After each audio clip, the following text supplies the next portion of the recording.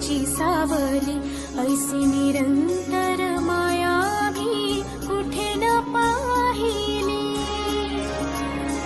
आनंदाचे दान दे, संकटात धाव घे, सारी सुमने श्वासांची स्वामी चरणी वाहिली.